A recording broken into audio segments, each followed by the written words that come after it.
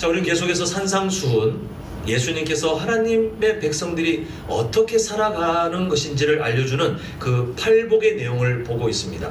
간단하게 정리하면 첫 번째 복, 심령이 가난한 자, 전적 타락 상태였던 과거를 알고 또 현재도 은혜 없이는 살 수 없다는 그 연약한 상태를 온전하게 아는 것이 심령이 가난한 거고, 그 이후에 이어지는 모든 것이 여기 심령이 가난한 거에서 출발한다 그랬죠. 두 번째는 애통하는 자. 이 심령이 가난한 사람은 하나님 앞에서 울 수밖에 없는데, 그냥 뭐 고통이 아니라 하나님의 마음으로 우리의 연약함을 두고 겸손히 은혜를 구하는 그 눈물, 그리고 이 세상 속에 하나님의 마음과 맞지 않는 것들을 하나님의 마음처럼 우리가 울 수 있는 그 애통하는 삶. 그리고 세 번째 보았던 것은 온유한 자. 이 온유한 게 그냥 아이고 저 사람 성격이 조용하네, 좀 뭔가 심약하네, 이 온유가 아니라 야생마 같다 할지라도 하나님께 붙들려서 고분고분하게 살아가는 그 삶, 그 온유함, 그게 바로 하나님께서 기뻐하시는 온유함이다 라고 보았습니다. 자, 우리 세 가지 영적 교훈, 이전에 보았던 온유한 사람에 대한 세 가지 영적 교훈을 한번 기억을 살려보는 마음으로 함께 읽도록 하겠습니다. 시작! 온유함은 하나님의 절대 주권에 자신의 의지를 굴복시킨 영적 통제력입니다. 시작! 온유함은 자기 권리를 포기하고 하나님의 섭리를 신뢰하는 것입니다. 마지막으로 시작! 땅을 기업으로 받는 약속은 새 하늘과 새 땅에서 누릴 영원한 통치권을 의미합니다. 제가 저번 주에 강조했죠. 이 땅을 기업으로 받는 것을 사람들이 우리나라의 그 욕심이 투영돼서 나중에 땅의 복을 받는구나, 잘 살게 되는구나, 이렇게 많이 가르친 목사님도 계시고 그렇게 스스로 해석하는 성도님도 계시는데, 성경의 전반적인 내용과 예수님이 하시는 말씀을 좀 오해해서 그래요. 지금 금방 읽으신 것처럼 그것은 하나님의 통치권, 그 아름다운 영광에 우리가 동참하게 되는 그 복, 이것을 말씀한다는 것을 꼭 기억했으면 좋겠고요. 자, 오늘 네 번째로 의에 줄이고 목마른 자도 마찬가지 배부를 것입니다. 하나님께서 우리를 줄이지 않게 통장을 채우시고, 그게 아니고 과연 무엇을 말씀하시는 건지, 예수님께서 말씀하시는 구원받은 사람이 누리는 그 당연한 삶과 복이 뭔지를 또 함께 살펴볼 텐데, 이 의에 줄이고 목마른 자는 내용이 좀 중요한 구원관에 대한 것이라 오늘 반만 다루고 다음 기회에 또 반을 다루도록 하겠습니다. 자, 먼저 첫 번째 제목을 함께 읽겠습니다. 시작! 의에 줄이고 예수님께서 이루신 완전한 의를 간절히 구하는 마음입니다.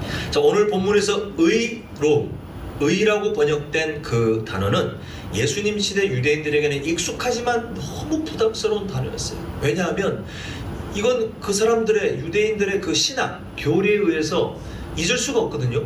교육받는, 어릴 때부터 교육받아서 알 정도로 익숙한데 왜 부담스럽냐 하면 의로움에 도달해야 구원을 받는다. 근데 그 의로움을 도달하는 방법은 율법을 지켜라, 전통을 지켜라, 규칙을 지켜라고 하니까 너무 부담스러운 거예요. 문제는 부담스럽고 고생스러워도 차곡차곡 쌓아서 나중에 하나님께서 바라시는 그 구원에 도달할, 하나님 나라에 넉넉히 들어갈 의로움의 수준에 도달할 수 있으면 그나마 다행이죠. 고생하고 그렇게 결과에 도달하면 되니까. 근데 문제는 도달할 수 없는데 고생만 한다는 거예요. 도달할 수 없는데 유대인들은 그렇게 될 수 있다고 착각하며 그냥 헛된 수고만 했다는 것입니다.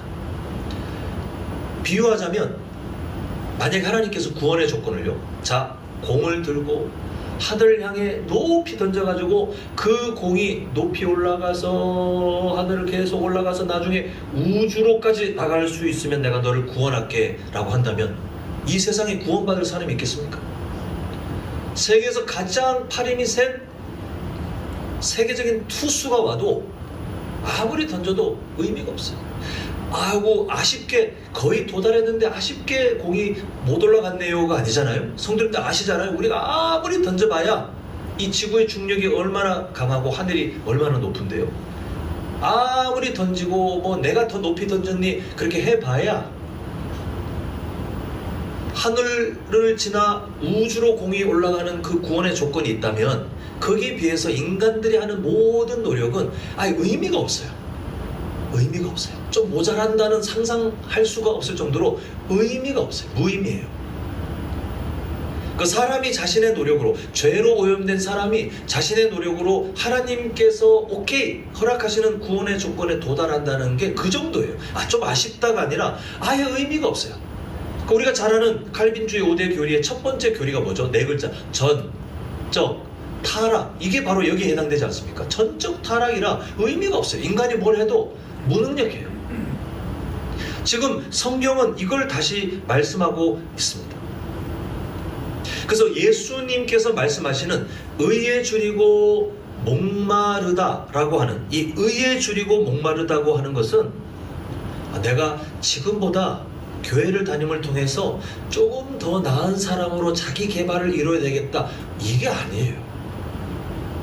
여기서 말하는 의에 대한 배고픔을 느낀다는 것은 전적 타락 상태인 인간에게는 하나님 앞에 설 수 있는 자격이 전혀 없구나라는 사실을 뼈저리게 인식하는 것이 의에 줄이고 목마름이에요. 그 의로움, 하나님께서 정해놓으신 의로움이 있는데 여기에 대해서 인간을 할 수가 없구나, 그 절망 상태를 말하는 게 우리가 처음에 말한 심령이 가난한 자의 상태와 연결되는 거죠.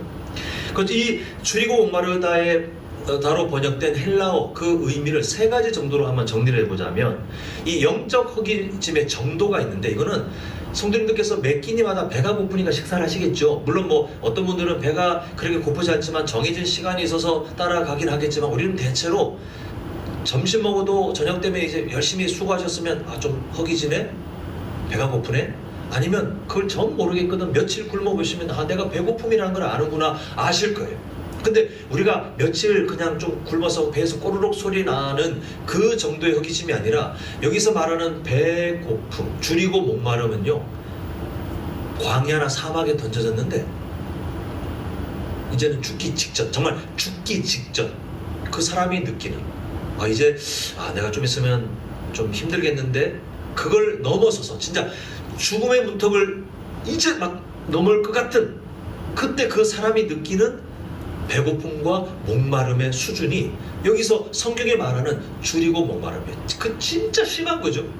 정말 죽기 직전의 그 절박함이라고 이해하시면 되겠습니다. 자, 다음으로 영적 허기짐의 이제 정도를 봤다면 범위가 뭔가, 우리가 꽤 괜찮은데 그래도 좀 희망적인 부분이 남아있는데, 우리의 성격이든 아니면 우리의 양심이든 남아있는데 좀 죄라는 것 때문에 좀 아쉽게 됐으니 그걸 고치면 된다가 가톨릭이 말하는, 천주교가 갖고 있는 신학이에요. 인간에게 그래도 희망적인 게 남아있다. 근데 우리 교회가 속한 개혁주의, 개신교의 신학은 전적 타락이에요. 어떤 사람도 스스로 뭔가를 할 수 없다는 전적 타락이에요. 지금 정도, 이 허기짐의 범위는 의로움, 우리가 회복해야 될 의로움의 일부분만 지금 채워지면 되겠다. 지금 예를 들어서 1,000만 원을 모아야 되는데 한 5만 원 부족하다, 그럼 5만 원 정도만 하나님께서 도와주시면 되겠다가 아니라 영원에 영원, 없어요, 빵원, 통장이 텅텅 빈는데 지금 올라갈 목적지가 너무 큰 거죠. 하나님께서 만약에 통장을 채워주시면 얼마를 주셔야 돼요? 1,000만 원이 채워져야 해결되는데, 하나님이 만약에 채워주셔야 된다면 1,000만 원이 채워져야 돼요. 그 통장 전체 금액이 다 채워져야 그게 해결되는 거잖아요.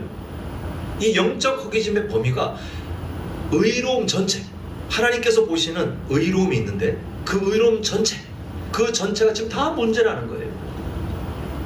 이거는 우리가 나중에 또 보겠지만 로마서에서 말하는 이신칭의, 물론 로마서 성경 어디에도 이신칭의라는 네 글자는 없지만 그 안에 담겨있는 중요한 구원관에 대한 교리를 줄여놓은 말이 이신칭의잖아요. 믿음으로 뭘 얻어요? 칭의.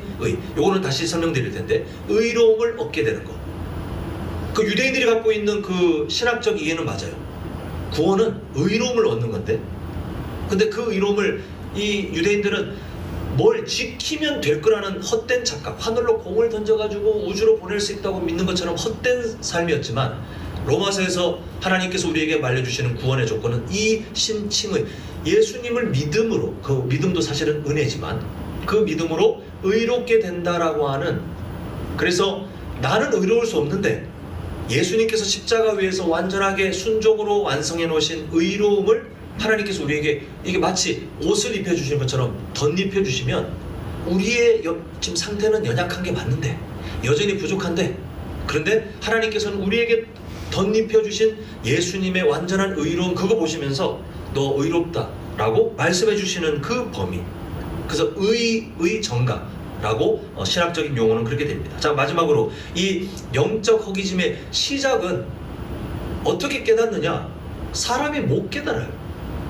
그게 문제예요. 전적 타락 상태인 사람들은 본인들이 전적 타락 상태이기 때문에 구원자가 필요하구나를 깨달아도 될까 말까인데, 심각한 문제는 그것도 못 깨닫는 그 무지함이 있는데, 이걸 누가 깨닫게 해주시는 겁니까? 하나님께서 영원 전부터, 창세 전부터 내가 너를 구원하겠다라고 작정한 그 사람에게 하나님이 정하신 그 때에 예수님을 믿게 하시면 그때 그 사람은 깨닫는 거예요. 그래서 제가 종종 말씀드리지만, 진정한 구원은 가서 전도지에 있는 거 자기가 따라 하십시오, 영접기도 쭉 따라하고, 오케이 따라했으니까 당신 구원받습니다 라고 우리가 선언할 수 있는 문제가 아니에요. 그 사람의 삶을 하나님께서 건드리셔서 전적 타락 상태였던, 하나님과 원수된 존재였던 자신의 지난 삶을 온전히 깨달아야 구원자가 필요하다는 걸로 가는데, 나는 평상시에 문제가 없는데 저 사람이 와가지고 뭘 따라해서 따라했는데 뭐 구원받았다고 하니까 뭐 나 구원받았나 보다 이렇게 생각한다고 구원이 되는 게 아니라, 구원자가 필요한 상태라는 것을 하나님께서 깨닫게 해주셔야 돼요. 하나님의 은혜로. 이 영적 허기짐이, 아 내가 지금 죽기 직전에 죽기 직전에 그 허기짐이 있구나, 의로움을 이룰 수 없는 절망적인 그런 상태에 있구나를 하나님께서 깨닫게 해주셔야 이 영적 허기짐이 시작된다라는 것을 우리가 알아야 되겠습니다. 결국 이 의에 줄이고 목마르다라는 것은 반대로 말하면요, 성도님들께서 지금 구원받은 사람인지 아닌지를 알 수 있는 아주 좋은 증거 중에 하나입니다. 내가 하나님 앞에서 원래 의에 줄이고 목이 마른 상태였다라는 것을 도통 믿을 수가 없고, 나는 부정하고 싶고, 그러면 솔직히 한번 생각해 보시면 돼요. 내가 구원받은 사람이 맞나? 한번 스스로 의심해 보시면 됩니다. 그런데 만약에 그게 믿어지고, 내가 그런 존재였고 지금도 하나님의 은혜 없이는 살 수 없다는 그런 당연한 믿음이 있으시다면, 그거는 성도님들께서 학교 가서 배우신 게 아니에요. 옆에 누군가 말빨이 좋은 사람의 감언 이설에 넘어가서 세뇌되신 게 아니에요. 그거는 하나님께서 이 마음을 뒤집지 않으시면 나올 수 없는 반응이기 때문에, 믿어지신다면, 동의가 되신다면, 그렇게 알고 계시다면 확신하시면 돼요. 와, 나 구원받은 사람 맞구나. 우리가 그렇게 알면 되겠습니다. 결국 이 의에 줄이고 목마른 상태는 성도의 선택사항이 아니에요. 지금 뭐 교회 잘 다니고 있는데 우리 조금 더 헌신합시다, 좀 더 열심을 냅시다라고 해서 그 순간에 조금 더 뭐 직분을 얻기 위해서 조금 더, 아니면 학습 세례를 받기 위해서 조금 더, 그때 뭔가 좀 더 변화를 주기 위해서 우리가 관심을 가집시다가 아니라, 예수님 믿는 사람이 맞다면 이건 필수 사항이에요. 이거는 뭐 빠질 수가 없어요. 뭐 그러니까 아까 전에 구원받은 사람에 대한 증거라고 말씀드렸잖아요. 그래요, 필수 조건이에요. 자, 그렇다면 예수님 믿는 사람의 필수 조건, 하나님의 의로움에 대한 그 절박한 줄이고 목마름이 성령 하나님의 은혜를 통해서 깨달아졌었는가, 또 그걸 인정하는가? 자, 그렇다면 우리에게 주어질 중요한 질문이 있는데, 자, 저를 따라합니다. 다시 한번, 나는 일상 속에 무엇을 가장 갈망하는가? 자, 성도님들 뭐라고 대답하시겠어요? 지난 일주일 동안 무엇에 대한 가장 허기짐이 있습니까?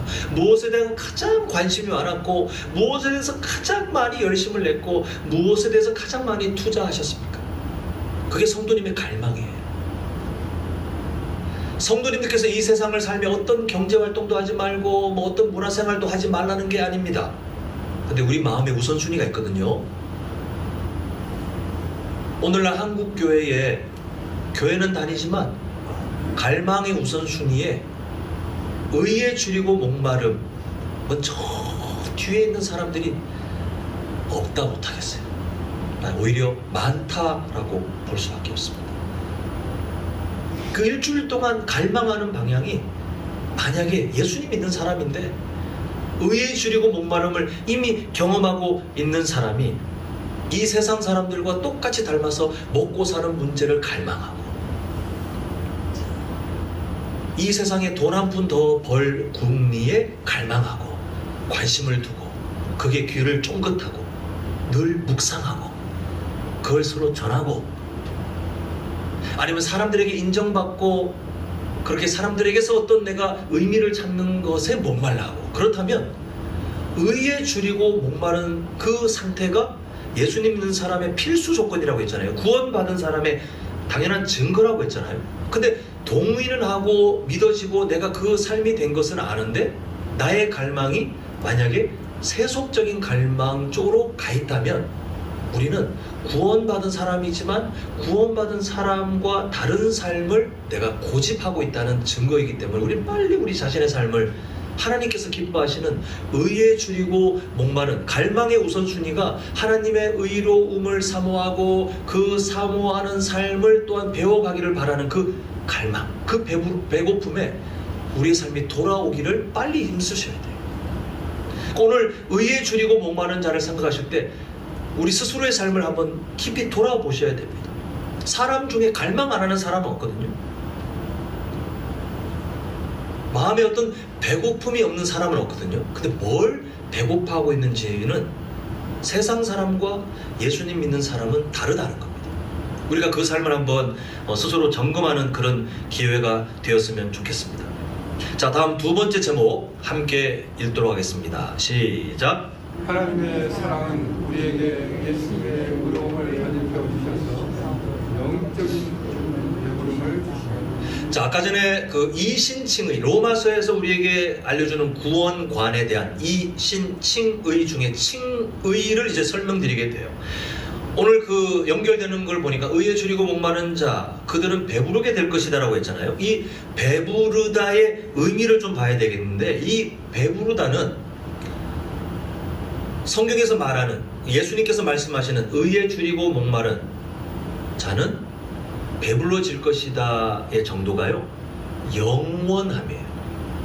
하나님께서 이 배부름을 허락하실 텐데 이 허기짐을 해결해 주실 텐데 이거는 매 순간이 아니라 한 번에 영원히. 그리고 약간 좀 부족하네. 성도님들 뭐 이게 대접 받으러 가셨는데 만약에 그분이 초청하신 분이 좀 손이 작아서 조금밖에 안 주시면 좀 출출하네 하고 그냥 돌아갈 수밖에 없잖아요. 근데 하나님께서 채워주시는 그 배부름은 그게 아니라 넉넉하게 차고 넘친다는 거예요. 이 의미를 갖고 있는데 이때 사용된 동사 배부르다에 사용된 뭐 우리가 이 그 헬라어 원어를 뭐 분석할 이유는 없겠지만 의미가 있기 때문에 기억을 한번 해보셔야 되겠는데요. 이 배부를 것이요에 사용된 동사 형태를 보면 내가 했다, 내가 이걸 해결했다라고 하는 능동태가 아니라 하나님께서 이걸 해주시니까 된다라고 하는 수동태로 되어 있어요. 이게 얼마나 중요한 진리냐면 우리의 영적 허기짐이 해결되는 영적 배부름은 인간이 할 수 있는 범위가 아니에요. 그래서 하나님께서도 예수님께서도 설명하실 때 그거는 하나님을 통해서 해결될 것이요 배불러질 것이요 라고 수동태로 우리에게 그 진리를 분명히 말씀하면서 하나님의 은혜라는 사실을 꼭 기억하도록 말씀하고 있습니다. 자, 한번 구조를 간단하게 정리해보자면 인간의 전적 타락 상태인 영적 허기짐은 누구를 통해서 해결된다고 그랬죠? 오직 하나님을 통해서 해결되는데 이 배고픔이 완전한 배부름으로 해결되는 것을 아까 말씀드린 로마서에 나오는 그 신학을 정리한 이신 그 다음에 뭐라 그랬죠? 칭의를 바로 그걸 말해요. 칭의 완전한 배부름 영원히 이제는 더 이상 영적 허기짐의 상태로 가지 않는 그 하나님의 약속이 이제 영적 배부름이라고 오늘 본문 5장 6절에서 말씀하고 있지만 이걸 다른 설명으로 하면 칭의, 의로움을 입는다라는 신학 용어로 연결되는데 성도님들께서 이제 상식적으로 아시기를 칭의라는 말이 나오거나 아니면 하나님께서 우리에게 의로움을 뭐 덧입혀 주셨습니다라고 하는 그 구원관을 설명할 때 빨리 딱 떠올리셔야 될 장면이 있는데, 그게 뭐냐면 하나님 앞에서 이루어지는 재판정을 생각하시면 돼요.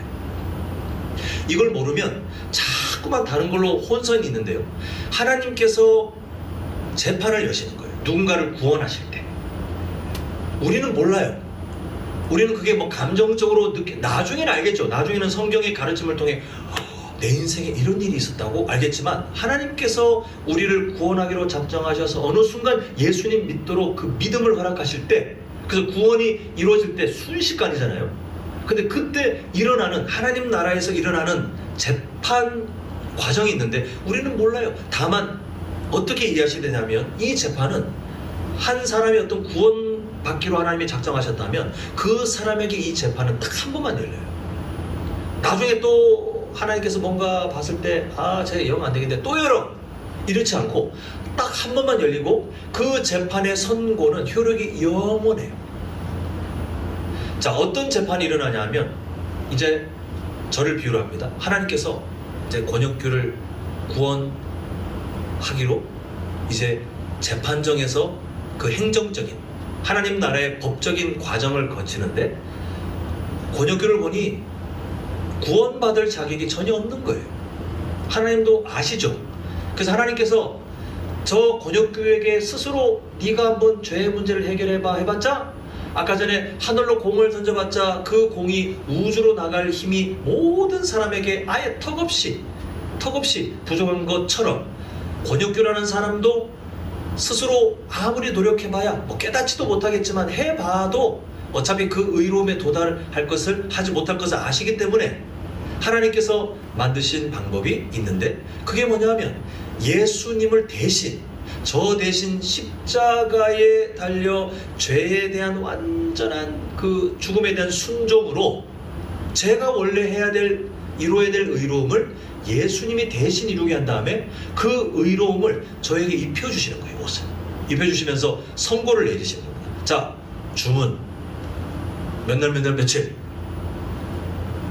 권혁규는 그 삶 자체로는 구원받을 자격이 없는 죄인이었으나 이제는 내 아들 예수가 십자가에서 이뤄놓은 의로움을 덧입혀 주노니 이 의로움이 충분하고 영원하기에 너는 지금부터 영원히 이제 의인이라고 내가 부르겠노라 하는 게 칭의예요. 의인이라고 하나님이 그냥 일방적으로 부르시겠대요. 성도님들의 상태가 변화되었느냐 안 변화되느냐 그 아무런 의미가 없대요. 그건 하나님이 앞으로 하실 일이고, 이제 구원하기로 작정하셨다면 법적인 그 자격을 죄인에서 의인으로, 근데 바꿔지는 그 과정은 반드시 있는데, 누구의 의로움을 제가 덧입었다고요? 누구의 의로움이요?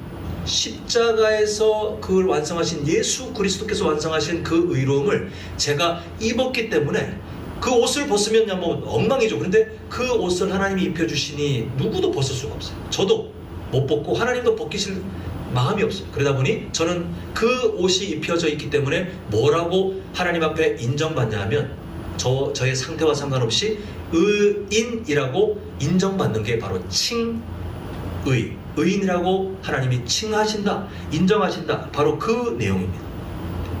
이미 성도님들께서 제가 보기에는 예수님 믿고 구원받으신 분이 맞는 것 같아요. 물론 제가 감히 저의 부족한 판단력으로 확신하십시오 뭐 이렇게 뭔가 하나님 수준으로 선언은 못하겠지만, 그냥 성경에서 보았던 성도님 삶을 보니까 성도님들의 삶은 그래도 예수님 믿는 분으로 저는 보여요.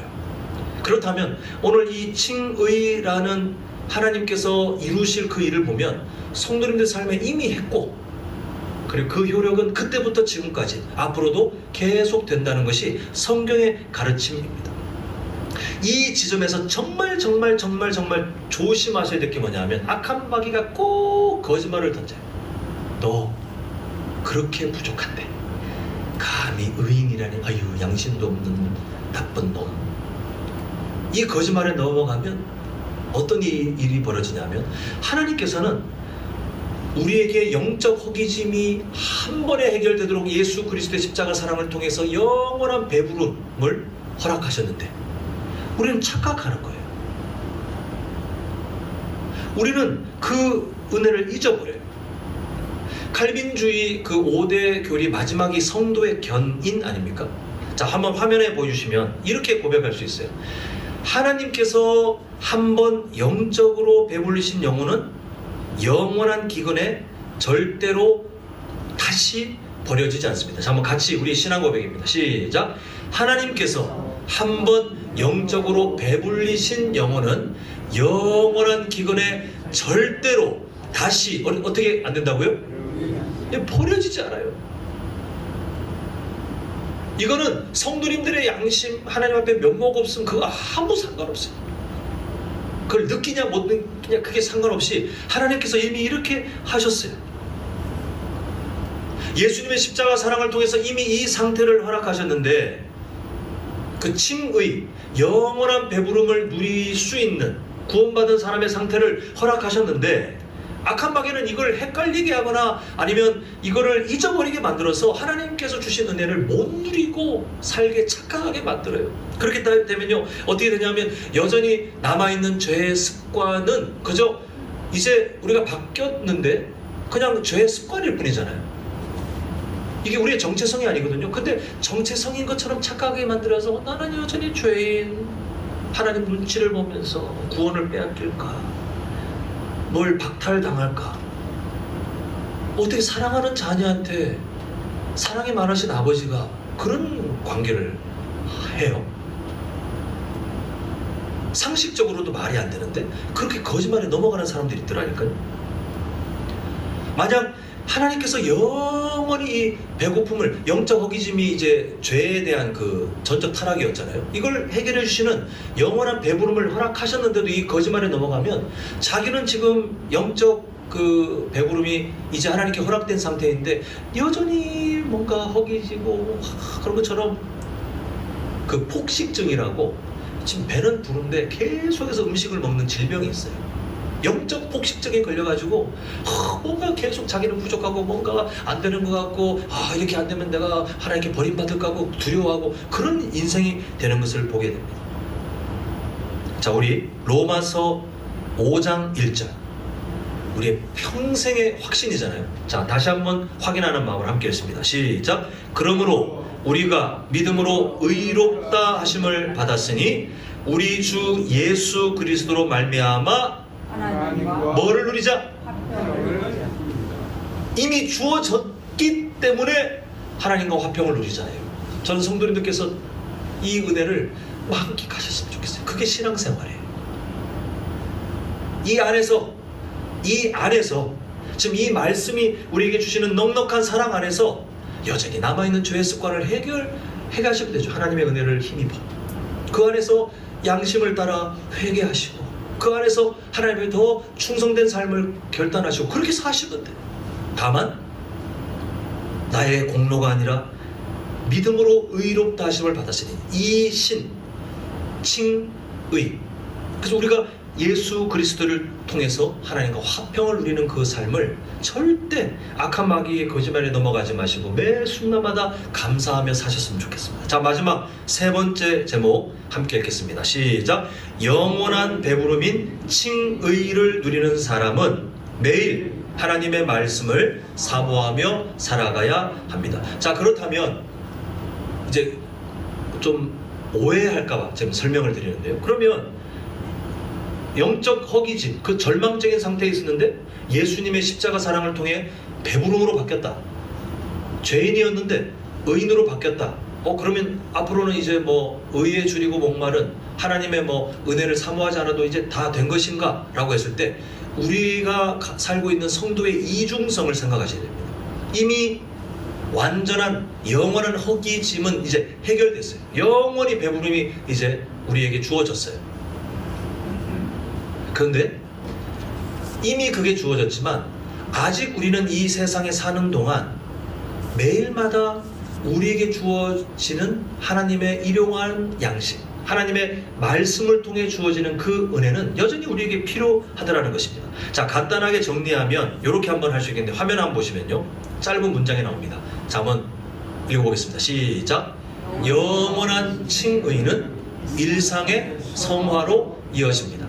자, 성도님들께서 예수님을 믿을 수 있게 된, 하나님께서 우리를 부르셔서 예수님 믿을 수 있게 된 그 순간, 성도님들께서 감정적으로 느꼈던 말든, 아까 말씀드렸죠, 하늘나라의 재판장에서 하나님께서 선고해가지고 누구누구는 지금부터 내 아들 예수 그리스도가 십자가에서 이룬 그 의의를 덧입혔으니 이제는 의인으로 내가 부르겠다. 누가 뭐라 그래도 하나님이 그렇게 부르시겠다고 선언하셨다 그랬고, 한 번이면 되고 영원히 효력이 지속된다 말씀드렸잖아요. 근데 중요한 조건은 그 칭의가 마침표가 아니라는 사실입니다. 칭의는 시작이에요. 시작. 이제는 아기가 응애 생명을 얻었구나.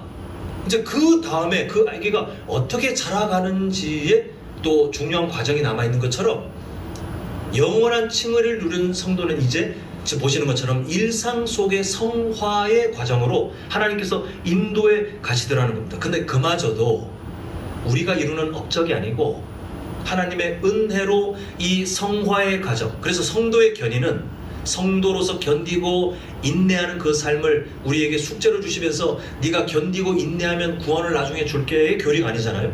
하나님께서 구원하기로 작정하신 사람이 맞다면 탕자의 비유처럼 아무리 그 사람의 삶이 누가 봐도 저 사람은 인간 쓰레기네, 저 사람은 신앙적으로 완전히 맛이 갔으니 희망이 없으니 저런 사람은 지옥 가야지라고 우리는 정죄할 수 있으나, 하나님께서 그 사람을 구원하기로 작정하셨으면 어떤 방법을 통해서든 하나님의 때가 됐을 때 반드시 다시 은혜의 자리로 부르신다는 게 성도의 견인이라고 말씀드렸잖아요. 그 영원한 칭의는, 지금 보시는 영원한 칭의는 일상의 성화로 이어집니다라고 해서 성도님들께서 일상의 성화를 스스로 만들어가고 내가 지속적으로 성장해야 구원받은 사람인가? 근데 내가 지난 삶을 보니 막 들쑥날쑥 내 신앙의 수준이 막 들쑥날쑥하는 것 같은데 그럼 나는 구원받은 사람이 아닌가? 그렇게 오해하지 마시라는 겁니다. 그 성도님께서 아시는 누군가가 예수님 믿었었는데 함께 신앙생활했는데 지금 눈에 안 보인다고 해서 함부로 정죄하지 마시라는 소리입니다. 그건 우리가 감히 입을 열어 다룰 권한이 없어요. 그건 하나님께서 하실 일입니다. 성도의 견인, 그건 하나님께 전적으로 달려있어요. 그게 성도님들의 삶을 겸손하게 만들지만 함부로 말을 하면 안 되니까요. 그런데 얼마나 감사합니까? 내가 연약한데, 나는 아무리 생각해도 지금 하나님 말씀에 순종하는 삶이라고 말하기에는 참 부족한 게 우리잖아요. 근데 이 성도의 견인 교리는 그럼에도 하나님은 우리를 반드시 세워 가신다는 그 은혜, 얼마나 감사합니까? 그래서 의에 줄이고 목이 마른 사람은요, 영원한 칭의를 누렸다고 이제 뭐 내 맘대로 살아야지, 이제는 뭐 하나님 말씀 한 절도 안 읽어도 되고 예배 안 드려도 되고 이제는 뭐 다 끝난 것이네, 그렇게 상상조차 할 수 없더라니까요. 일상 속의 성화로 반드시 이어지기 때문에 오히려 하나님의 은혜가 더 필요함을 느끼는 애통하는 자가 되고 목마른 자가 됩니다. 근데 그 삶은 그냥 내 느낌으로 오늘 내가 하나님과 좀 가까이 있나? 이런 어떤 내 감상으로 이끌어지는 게 아니라 하나님의 말씀으로만. 우리 새벽 예배 때 보았죠? 새벽 예배 때 오신 성도님들은 들으셨잖아요. 기적으로 성도의 삶이 바뀌지 않기 때문에 예수님께서 그 표적을 구하는 사람들을 책망하셨잖아요. 하나님의 말씀밖에 없거든요. 그래서 우리가 일상 속의 성화로 이어지기 위해서는 반드시 하나님의 말씀으로 일용한 양식이 우리 삶에 주어져야 우리가 겨우 성도로서 힘을 낼 수 있어요. 그래서 성도님들 매일마다 하나님 말씀 가까이 하셔야 되고, 뭐 읽으시는 건 당연하겠지만 우리 교회가 지금 계속 함께 한 방향으로 보는 개인 묵상, 하루 마지막에 하실 일이 아니라 가장 이른 시간에 그 말씀 한 절을 함께 그 본문을 묵상하고 하루 동안 몸부림치며 사셔야 그게 하나님께서 주시는 일용할 양식을 가지고 사는 성도의 삶. 영원한 영적 배부름을 이미 얻었으나 그러나 아직 이 세상에 살고 있음을 깨닫고 겸손히 하나님의 은혜를 구하는 지혜로운 성도의 삶인데요. 이 삶이 뭐냐면 시편 1편 우리 함께 읽도록 하겠습니다. 시작. 복 있는 사람은 악인들의 꾀를 따르지 아니하며 죄인들의 길에 서지 아니하며 오만한 자들의 자리에 앉지 아니하고. 그렇게 안 하고, 자, 그 다음 2절이 바로 그 삶입니다. 시작. 오직 여호와의 율법을 즐거워하여 그의 율법을 어떻게 해요? 주야로 묵상하는도다. 매일 그 말씀으로 사는 거예요. 매일 그 말씀이 내 마음 한 구석에 계속해서 나를 건드리시는 거예요. 그 가장 기본적인 훈련이 큐티 훈련입니다. 주보를 꼭 가져가십시오. 사실 주일날 말씀드려야 되는데, 제가 그 주일날 끝나고 정리하면서 보면 추보를 놔두고 가시는 분 누구신지 모르겠지만 또 저 마음이 좀 속상해요. 좀 들고 가셔서 매일마다 그 아직 습관이 안 들이셨다 할지라도 일단 들고 가셨으면 좋겠고, 아침에 일어나서 지나가다가 한번 펴보기라도 하셨으면 좋겠고, 다음에는 펜 하나 들어가지고 한번 끄적끄적이라도 해보셨으면 좋겠고, 다음에는 그 말씀 붙들고 그날 하루 종일 답을 못 적어줘도 고민하셨으면 좋겠고, 하다못해 마지막에는 오늘의 기도를 묵상하며 그 기도를 읊조리는 그 삶으로 가셨으면 좋겠어요. 오직 여호와의 율법을 즐거워하여 그의 율법을 주야로 묵상하는도다. 바로 그 삶이 의에 줄이고 목마른 사람이 영원한 칭의, 배부름의 은혜를 누렸지만 그러나 이 세상 속에 여전히 하나님의 은혜가 필요함을 나는 믿습니다라고 겸손히 살아가는 사람들이 당연히 선택할 삶인데, 그러면 그 사람들은 그렇게 살면서 끝인가? 아니요. 하나님께서 주시는 배부름이 매 순간 완전한 그 배부름의 체험은 훗날 천국 가서 영원히 누리겠지만 이 세상에서 맛보게 해주시는, 여전히 여러 상실과 결핍이 있는 이 세상 속에 우리가 살고 있으나 하나님께서 일용할 양식으로 채우시는 그 은혜를 누리는 사람이 누구냐? 3절을 함께 읽겠습니다. 자, 시작. 그는 시냇가에 심은 나무가 철을 따라 열매를 맺으며 그 잎사귀가 마르지 아니함 같으니 그가 하는 모든 일이 다 형통하리로다. 우리 장로님들 가끔 교회에 어떤 굳은 일 있으면 막 팔굽고 힘있게 막 무거운 것도 옮기시고 툭툭툭 잘 하시거든요. 근데 아무리 잘 하셔도 제가 장로님들을 가둬놓고 한 20일만 굶기면요, 앞에 노래에서 못하셔요.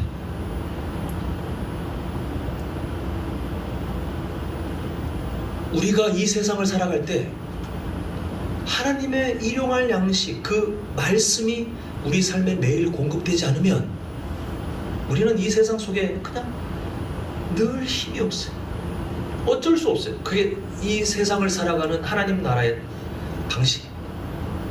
근데 우리 장로님들 그래도 그 평상시에 영양 보충을 그래도 하시고 평소에 운동을 하시니까 교회 어떤 굳은 일이 있을 때 사실 저보다 더 일을 너무 잘하시거든요. 똑같아요. 성도님들께서 이 세상을 살고 있는데 하나님이 꿈꾸는 모습이 그겁니다.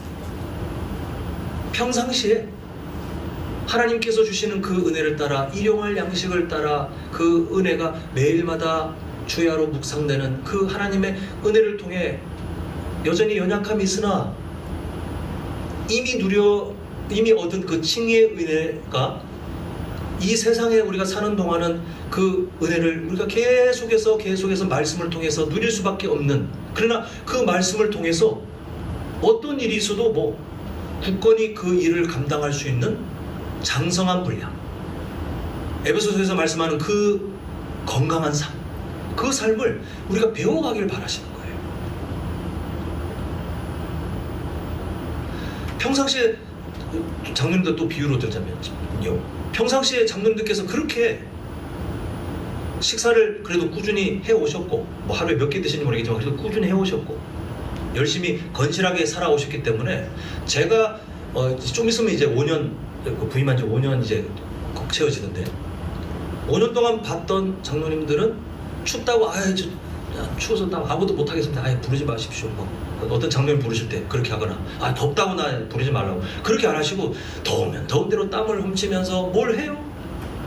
추우면 추워도 뭔가 해야 될 때는 또 해요. 날씨와 상관없이 비가 오든 뭐가 하든 간에 해야 될 어떤 상황이 되면 하시더라고요. 그게 장성한 사람이 갖고 있는 힘이잖아요. 하나님께서 우리가 그 삶을 이 세상에 살길 바라시는 거예요. 말씀의 공급을 통하여 그 말씀을 우리가 주야를 묵상함 통해서 이 세상 속에 온갖 일들이 있잖아요. 뭐 유혹도 있고 핍박도 있고 또 우리가 갖고 있는 연약함도 있지만 그러나 결국은 시냇가에 심겨진 나무처럼 철을 따라 열매를 맺는 그 건강한 삶, 잎사귀가 노랗게 변질되는 것이 아니라 그런 광야와 같은 상황인데도 파릇파릇 잎사귀를 맺을 수 있는 그런 생동감 넘치는 성도의 삶을 우리에게 하나님께서는 가르쳐주고 싶으신 거예요. 의에 줄이고 목마른 자가 누릴 수 있는 그 은혜, 이미 은혜를 약속받았으나 이 세상 속에 부분적으로 그 은혜를 매일마다 누리며 하나님께서 기뻐하시는 형통한 자의 삶을 살길 바라시는 것. 그게 오늘 본문이 말하는 생명력 넘치는 삶입니다. 이제 말씀을 맺겠습니다. 오늘 우리는 의에 줄이고 목마른 그런 복된 삶을 살펴보았는데 다음 시간에는 좀 더 다른 내용을 더 살펴보겠지만 오늘 꼭 기억하실 것은 칭의, 의롭게 된 것이 무엇인가를 절대 잊지 마셨으면 좋겠습니다. 자, 우리 한번 세 가지 제목만 이어서 한번 고백하도록 하겠습니다. 시작! 의에 줄이고 목마름은 예수님께서 이루신 완전한 의를 간절히 구하는 마음입니다. 근데 이거 없으면 저 아무런 의미가 없어요를 깨닫는 것이죠. 자, 다음 읽습니다. 시작! 하나님의 사랑은 우리에게 예수님의 의로움을 덧입혀 주셔서 영적인 배부름을 주십니다. 예, 이것은 칭의라고 했습니다. 자, 마지막으로 자, 시작! 영원한 배부름인 칭의를 누리는 사람은 매일 하나님의 말씀을 사모하며 살아가야 합니다. 예, 오늘 함께 나눈 말씀의 핵심은 사실 간단해요. 한번 저를 따라합니다. 전적 타락 상태였던 과거의 나는 이제 영원히 의인으로 변화되었습니다. 그게 오늘 6절이 담고 있는 진리입니다. 과거의 전적 타락 상태였던 나는 좀 더 붙이면요, 예수님의 십자가 사랑 때문에 이미 영원히 의인으로 변화되었습니다. 이게 오늘 의에 줄이고 목마른 자는 그들이 배부를 것이다 라고 하신 예수님의 그 약속이 이루어집니다. 바라기는 그 영원한 배부름, 칭의의 은혜를 누린 우리 성도님들의 삶이 그 확신과 감사를 통해서 이 세상을 더 생동감 있게, 특히 매일마다 하나님의 말씀으로 그 일용할 양식으로 은혜를 누리며 그렇게 힘있게 살아가는 시냇가에 심겨진 나무와 같은 복된 인생 되시기를 간절히 축원합니다.